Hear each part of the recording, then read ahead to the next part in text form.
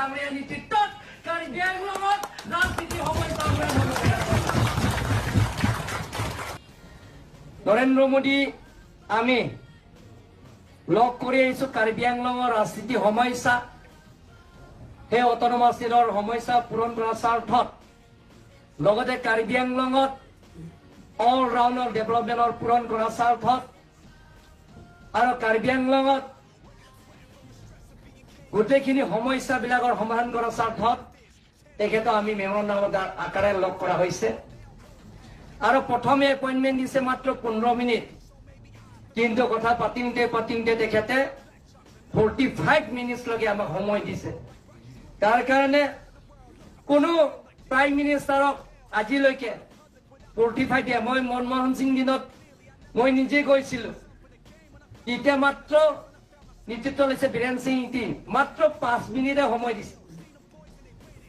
বহি পাৰ্লিমেণ্টৰ 5 মিনিট সময় দি আমাক বিদায় দিলে একো কথা নকলে কিন্তু পৃথিৱীৰ ভিতৰত জনপ্ৰিয় প্ৰাইম মিনিষ্টাৰ নৰেন্দ্ৰ মোদী ডাঙৰীয়া কাৰ্বি আংলঙৰ সমস্যাবিলাকৰ বুজিবৰ কাৰণে তেতিয়া মই কৈছিলোঁ যে কাৰ্বি আংলং হ'ল oldest 62 district in the country, largest 62 district in the country, bigger than Goa, Sikkim, even Tripura also.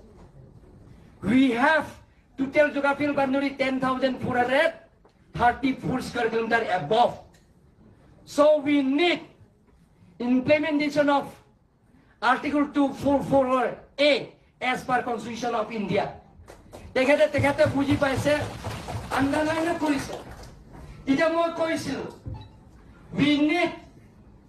1,000 crores for all-round development Karbi Anglong and West Karbi Anglong. তেখেতে next দিনত 94 crores 11 lakhs নীতি আয়োগ জৰিয়তে তেখেতে দিয়া হৈছে কোন প্ৰথমবাৰ এজন ব্যক্তি এজন প্ৰাইম মিনিষ্টাৰ পাইছো যে লগে লগে আজি আমি মেমৰেণ্ডাম দি আহিছো নেক্সট দিনত মুখ চেংচন লেটাৰে অৰ্ডাৰ দিলে নীতি আয়োগে 1 কোটি 2 কোটি নহয় 94 crores 11 lakhs সেইটো কাৰ্বি আংলঙত এটা ৰাজনীতি ইতিহাস কাৰ্বি আংলং ইয়াত ডিফু ষ্টেডিয়াম আপোনালোকে দেখা পাইছে 40 crores 45 crores international standard national standard ইয়াত বনাইছে আপোনালোকে দেখা পাইছে চুকু আগতে West Karbi Anglong Dorkamukal Sports Complex, Difu River Beautification, hey Gutekini Loy, 94 crores 11 lakhs, Narendra Modi Dangoria Ama Pohar Dis. So, Amar Honorable Chief Minister Dr. Himanta Biswa Sarma Dangoria, তেখেত নিজে গৈ লৈ গৈছে তাতে চিফ মিনিষ্টাৰ লগ হৈছে তেখেতে autonomous ষ্টেটৰ কথা তেখেতে বিতংমাৰে বহলাই কৈছে তেখেতে কৈছে মেমৰেণ্ডাম দি আহিছে সাংসদ তেতিয়া হৰেণ সিং বি ডাঙৰীয়া আছে বীৰা সিং লেং ডাঙৰীয়া আছে দৰসিং ৰহাং ডাঙৰীয়া আছে বৰ্তমান সাংসদ অমৰ সিং দিছো ডাঙৰীয়া আছে কোন চিফ মিনিষ্টাৰে কাৰ্বি আংলঙৰ ৰাজনীতি সমস্যা সমাধান কৰাৰ স্বাৰ্থত নিজে প্ৰাইম মিনিষ্টাৰ লগত লৈ গৈছে কোন ৰাজ্যিক সভাপতিয়ে কাৰ্বি আংলঙত সমস্যাবিলাকৰ হোম মিনিষ্টাৰ তেখেত দিলীপ শইকীয়া ডাঙৰীয়া আমাক লৈ গৈছে সেইটো কাৰ্বি আংলং এতিয়া তাৰ লগত কোন গৈছে doctor Jayanta Rongpi ex MP doctor Dharam Singh Teron ex MLA আৰু লগতে এলভিন তেৰণ আমি গোটেই টিমটো গৈ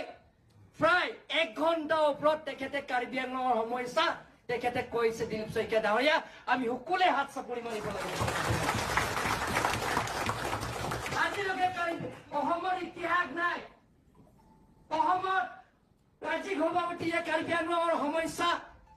সমাধান কৰাৰ স্বাৰ্থত কোনো সভাপতিয়ে আজিলৈকে লগ কৰা নাই এজন ব্যক্তি আছে দিলীপ শইকীয়া ডাঙৰীয়া আমাৰ কাৰ্বি আংলং অকল সেই হোম মিনিষ্টাৰে লৈ যোৱা নাই অকল তেখেতে অকল যে পাৰ্লিমেণ্টত কাৰ্বি আংলঙত চেণ্ট্ৰেল ট্ৰাইবেল ইউনিভাৰ্চিটি দিব লাগে বুলি তেখেতে মাত মাতিছে কোনে মাত মাতিছে দিলীপ শইকীয়া